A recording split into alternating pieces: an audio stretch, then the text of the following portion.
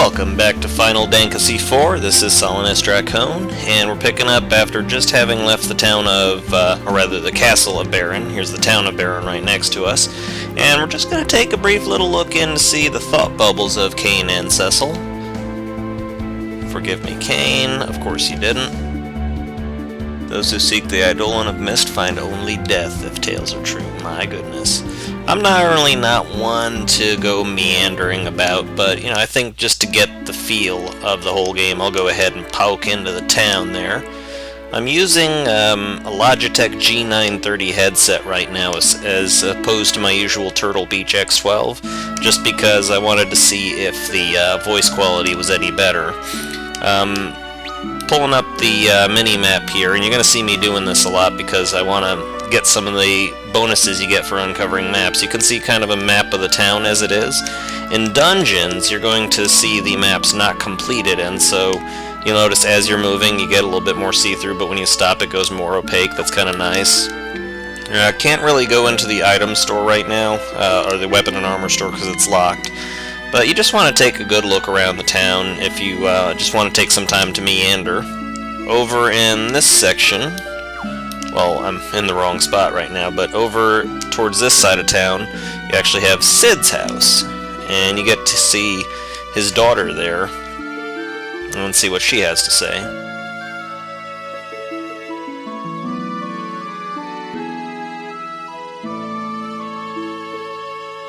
Poor girl.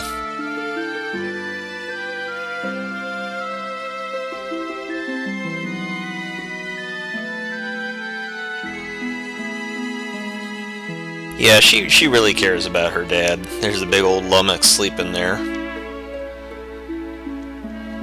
Nice. He dreams about his airships. Alright, yeah, not a whole lot here, although I do want to take a moment to look for one of the major attractions of this game, as it were. One of the things that was kind of funny when they started doing it, which is the dancer. Aw, no need to be afraid of me, honey. Ooh, my. Sure.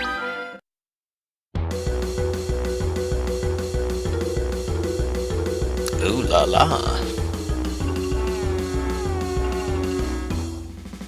Look at that, she's all half naked, doing her dance for me. Yeah, you'll get dancers in various towns, and it's just mostly an amusement. Although there is one town in particular where there's a big old dance show and you want to be in that area just to see what all happens. There's item shops as listed with that little baggie, there's the inn, all that, so I mean it's all pretty self-explanatory. Now, as you look at the world map, bring up the map screen, you'll see that we haven't really uncovered anything. And as time goes on, especially after we get the airship, we're going to be able to uncover more of it. We are supposed to go to the northwest to the Eidolon's cave, and so you could walk that overland route, but here's a little fun trick. You can go down to the woods. Chocobo woods, if you look at them on the map, are always going to be a round little circular set of trees that are sort of off to the side of other forests, so it's a good way to avoid having to do a lot of overland trekking. In every chocobo forest there's going to be one white chocobo, where when you use them they will completely regenerate all of your MP, as you see there, and that's very, very handy. And of course the yellow chocobos, and when you talk to them they will give you a ride. Now, you don't necessarily move any faster on a chocobo, however the monsters will not molest you, so you'll be able to very safely traverse the land. So yeah, as you can see, I made it up here without incident, just pressing my B button to disembark, and yep, we're just gonna go ahead and make a save here. Oops. Alright, heading on in. Oh, hello there, Namingway. Yes, it was.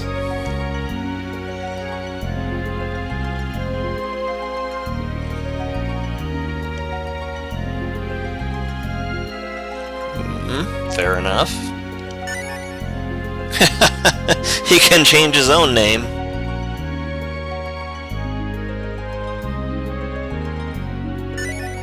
Oh, cool, the Wayfarer's map.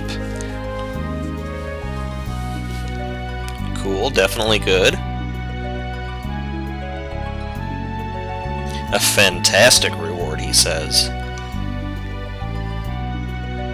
Until we meet again, Mapping Way. Until we meet again. So, yep, as you can see, the mini-map comes up. One thing to be aware of when sort of trying to do map completion is don't forget to just turn around and gaze at the exit when you come into a place, because sometimes it will not map that spot for you, and that's an easy little 1% to miss.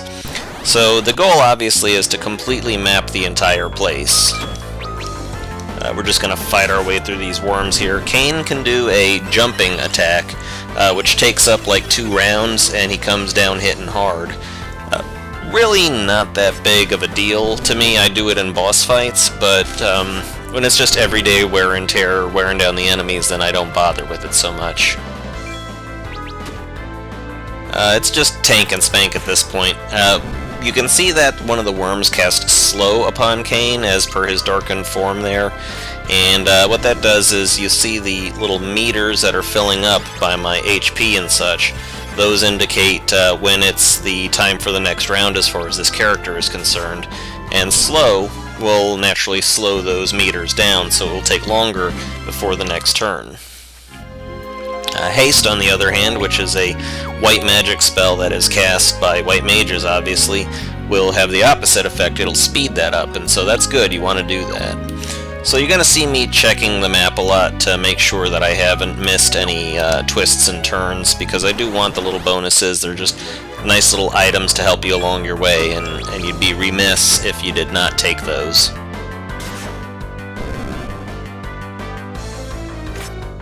There's lots of little bug creatures in this cave, and it's not all that hard to just plow through them.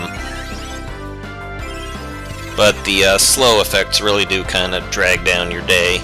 You just got to deal with it. You got to roll with it. It's just not worth it to use a remedy on yourself or anything like that, because it's not in the end causing you that much grief. Although, boy, these bars are taking a while to actually fill up there. I need to check my settings again just to make sure that I still have the fastest battle speed set. Even when I'm not slowed down, it's that slow.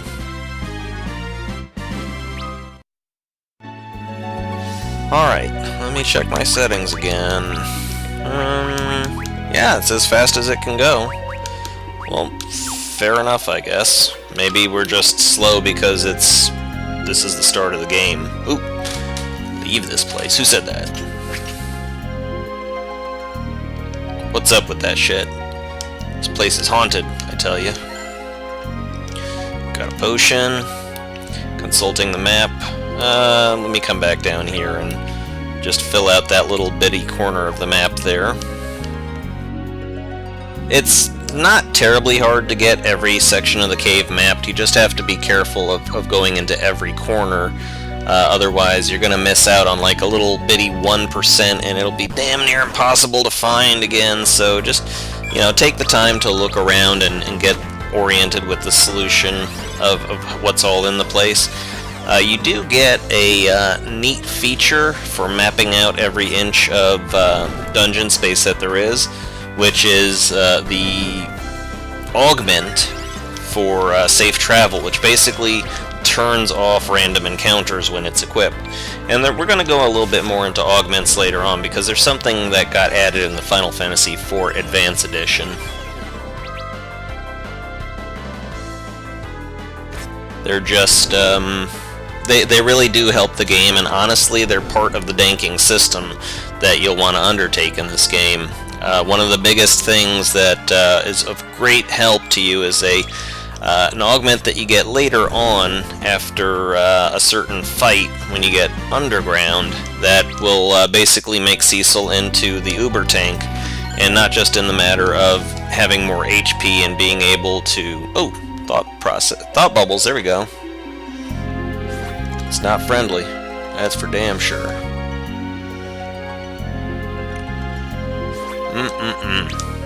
Nefarious doings. So, yeah, the augment of, it's called cover. No, not cover, draw attacks. Oh, what, shit. Return, motherfuckers. Could it be the Eidolon? I don't know. The augment will not give any benefits or bonuses to Cecil's or anybody that you equip it on's actual HP, but it will give them sort of a taunt effect where all random attacks that the enemies do that are not counter attacks will be focused upon Cecil. And so that way it makes things a lot simpler when you get that augment, and I'm definitely want to get that and use it as soon as is humanly possible. But for right now, to get certain augments, you need to give augments to various people in your party that you come across, and you need to give it to them before they leave your party permanently, otherwise you will forever have lost the ability to get the augments. And I'm definitely wanting to get certain of them that are going to make my life just a whole shit ton easier later on when we're trying to do various late game stuff.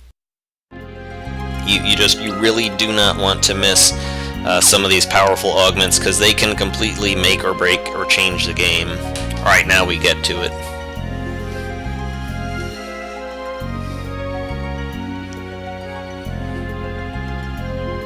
Ooh, he's talking some shit there.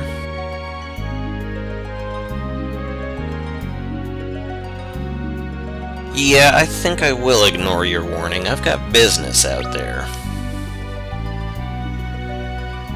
That's right.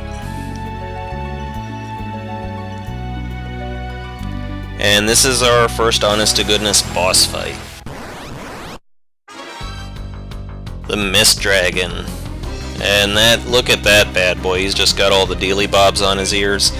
I'm not going to use Cecil's Darkness ability because I just don't feel like it's all that helpful for what you trade off, which is creeping HP. You really got to be careful in this fight too, because when you're sending Kane up to do the jump thing, he can come down at a very inopportune moment. You do not want to be attacking this guy after he turns into mist. So sometimes you just got to let a round go.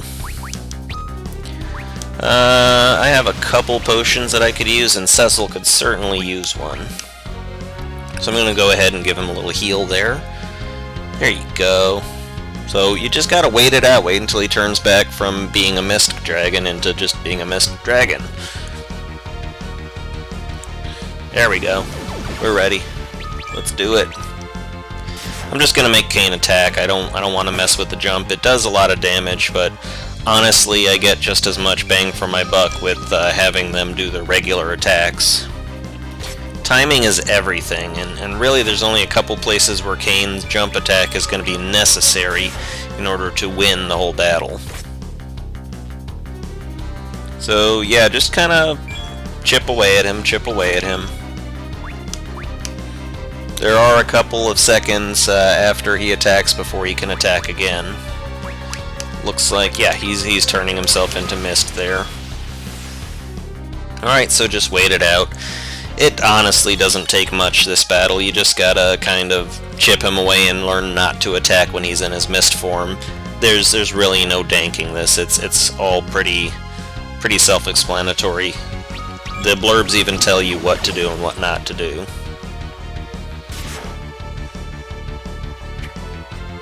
Uh-oh. Missed the Mist Dragon. Come on. There you go. Bam.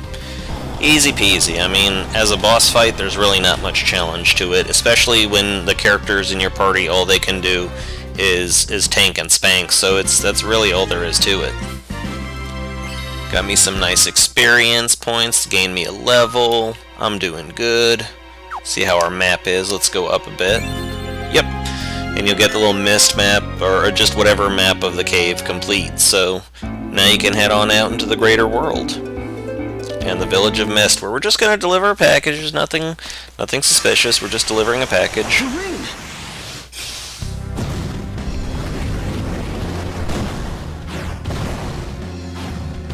Oh shit.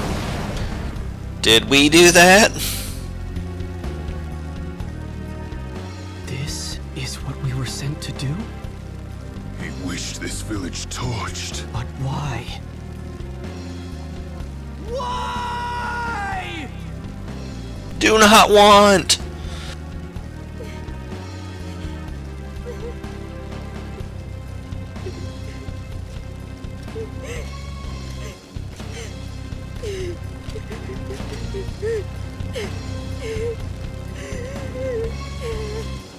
Mother, you can't die.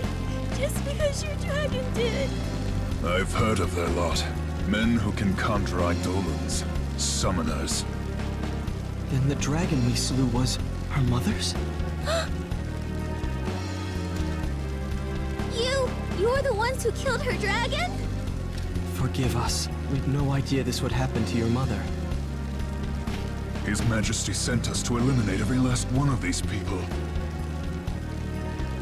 No. Foul work, to be sure. We'll need to kill the girl as well. That's cold. Cain! It's her or us, Cecil. She's a child! You'd betray your king? Betray him? Any man who'd wish for this is no king of mine. I thought you might say that. Then... I owe His Majesty much, but not so much I'd soil the Dragoon's name in his. then you're with me. Baron's army is the mightiest in the world. Our flight means nothing if we remain alone. We must treat with other nations, share what we've seen. And Rosa, she must share our flight. And she will. Thank you. I'm not doing this for you. Huh? Quickly, we mustn't linger here. What of the girl? We take her with us. Come. It's not safe here. Take my hand. No! We've no time. Use force if you must. Stay away! Wait! Leave me alone! I hate you! And see, when I played this again, damn, them feels hit me. This is how you know that Cecil. This is how you can argue with Cecil. Bitch, you don't have that whole drop of darkness thing going on. You got light in the center of your heart. Otherwise, you wouldn't feel bad about this shit. But she's not happy. She is definitely not going to cooperate with us on this. Oh fuck! Yeah, that's hard. As hard as a rock. Literally. Holy crap, we just changed the face of the earth. Wow. So yeah, nasty goings on there. So bad we got knocked the fuck out. Waking up in a field somewhere.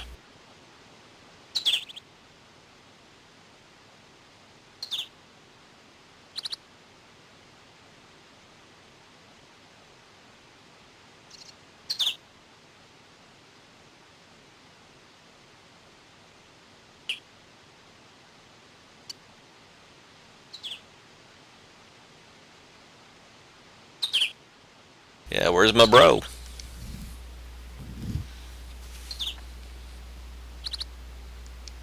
Where'd he go, man?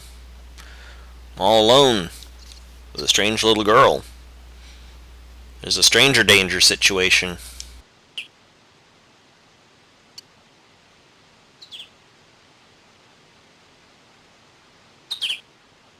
Well, you know, a man's gotta do what a man's gotta do. So, yeah, we're stuck on the other side of the mountains from the Mist Village there. If you can see that, according to the mini-map, you see the little cave entrances for the Mist Cave, and there's a little bitty town entrance. So let's see what Cecil's thinking. Yeah, that's pretty rough, man. So, alright, the first thing you gotta do is get to the desert oasis town of Kaipo. Which all you have to do is just run northeast a little bit until you find this. And as soon as you enter, it's gonna basically take itself over.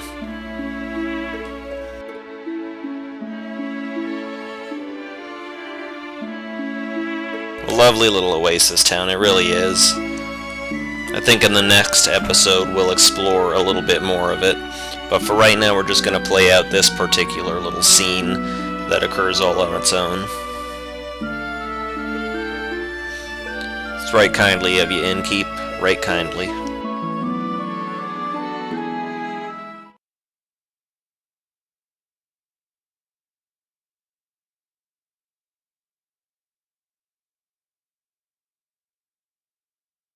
She seems to have a little smile on her face, but she's not happy, obviously. Doesn't want to talk to us. I can understand.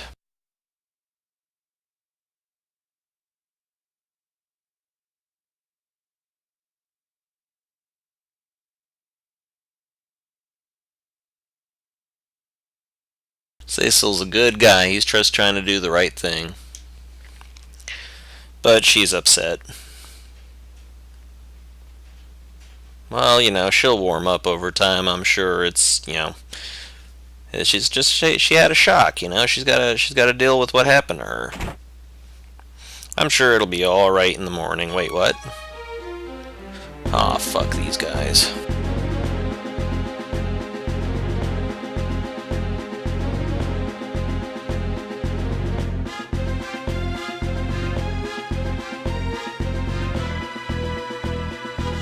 Yeah, bro, His Majesty is all about... Oh, alright.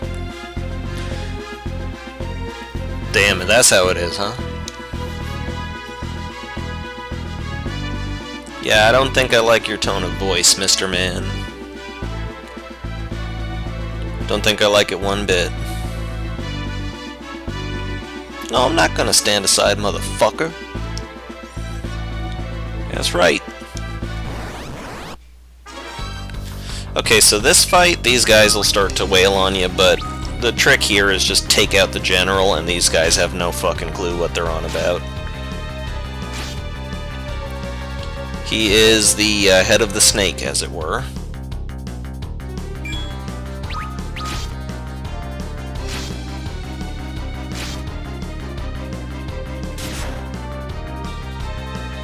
It doesn't take more than a couple hits, and it's honestly, as soon as he's down, they're all going to be bursting into confusion, and he can pretty much sit back while they wail on each other. See? Bam, done, and they're all confused as fuck. So you can pick them off at this point. Give them a second, they'll start attacking each other. Except when someone is under confusion and they get attacked, then unfortunately that gets them out of confusion. So, yeah, best to just take these guys out one at a time. I think if I give long enough, they'll start to run. Let me see. No? Well, let's take a look and see what he does. You want to run, son? No? Okay, gonna duke it out. It used to be that when you killed the general, then these three guys would just turn and run. They wouldn't have the stomach for the fight anymore.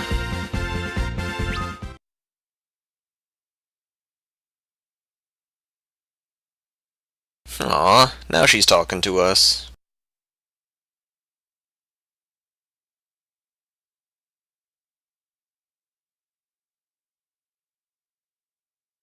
Honorable man, honorable man.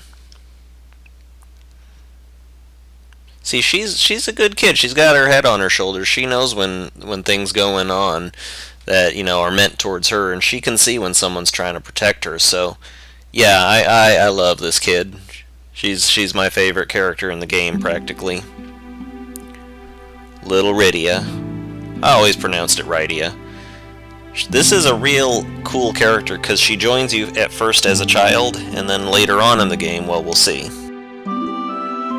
But yeah, she's definitely one of my favorite characters in the game. She's just a cute little sweetie pie who's just got a good head on her shoulders.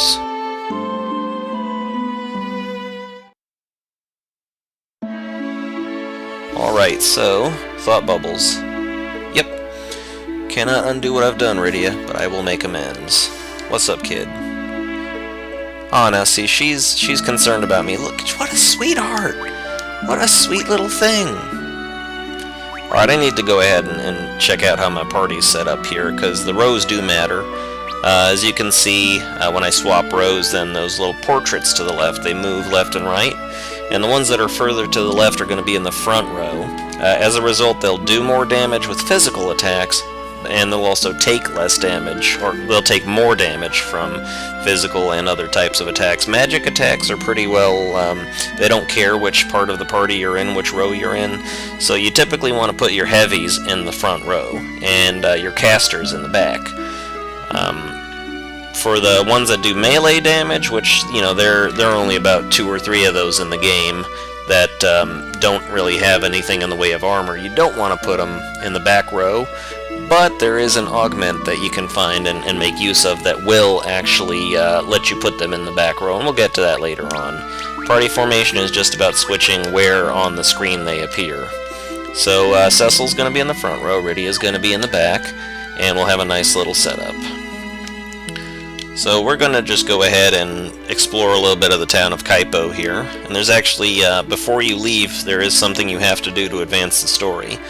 So you go over into this little house in the back corner here. There's Mapping Way. What's up, Mappy? Yeah, what are you doing here, son?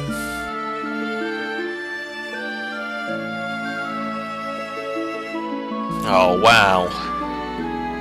That was my bad, actually, bro.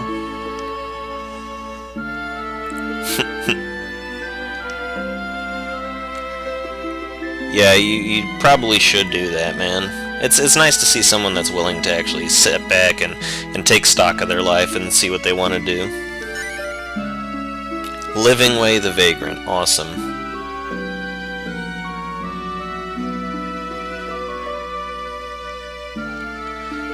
Sure, why not?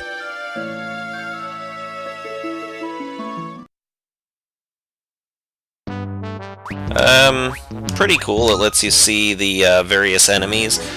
The spell Libra, which is a white magic spell that pretty much any white mage or someone capable of white magic can learn, will add an enemy to the bestiary. And when you have them added, then what happens there is you can see what their weaknesses are, as well as how much HP they have.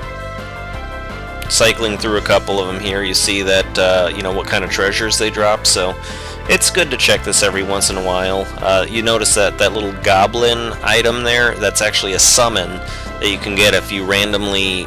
there's no way to actually farm this thing, you just have to kill crap tons of goblin type enemies. But you can get the ability to summon these monsters, and they're not always useful, honestly. But yeah, that's pretty much, you know, that's the bestiary for you.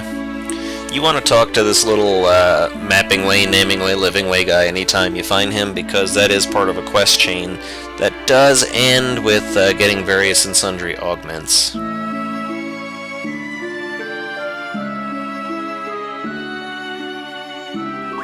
Nah, I'm good, bro. I saw it once. Will do, man. Will do. Alright. So... Oh, shit. Rosa. What the fuck?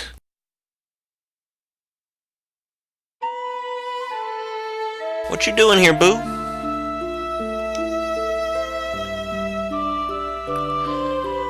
She don't look so good.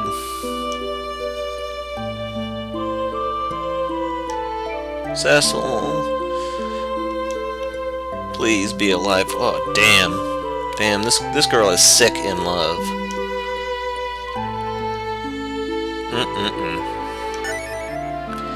That's the first augment that you get, and let's take a look at the thought bubble. That's his thoughts are always on Rosa. She does. So let's take a quick moment to look at the augment here. Auto Potion is an ability that when you teach it to someone, then they will automatically use Potion when you're starting to be damaged. I'm not going to use this because potions become less and less useful as the game goes on. But this is an augment I'd like to keep on hand all the same, because I want to be able to get certain augments that you can only get by giving a character an augment before they leave your party forever. So I'm going to hold on to this one. I'm going to give it to a specific character. See what this man says. Aha, a sand pearl. Well, gotta cure Rosa. So let's switch back to Cecil here. And, oh, what do you got to say, kid? Oh, tell me about the augments. Okay.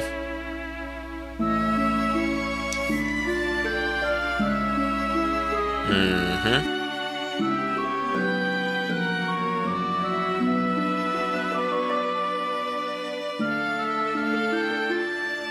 Yeah, I'm not gonna be doing that all that much.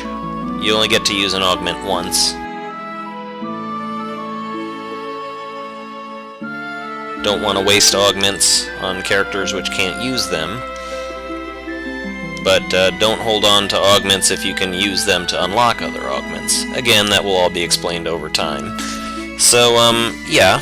Basically, the idea now is to find out how to cure Rosa of her sand pearl fever. So, that's going to be pretty much where I call it for this episode. Rydia is going to need a little bit of leveling up. There's just no avoiding grinding in this game.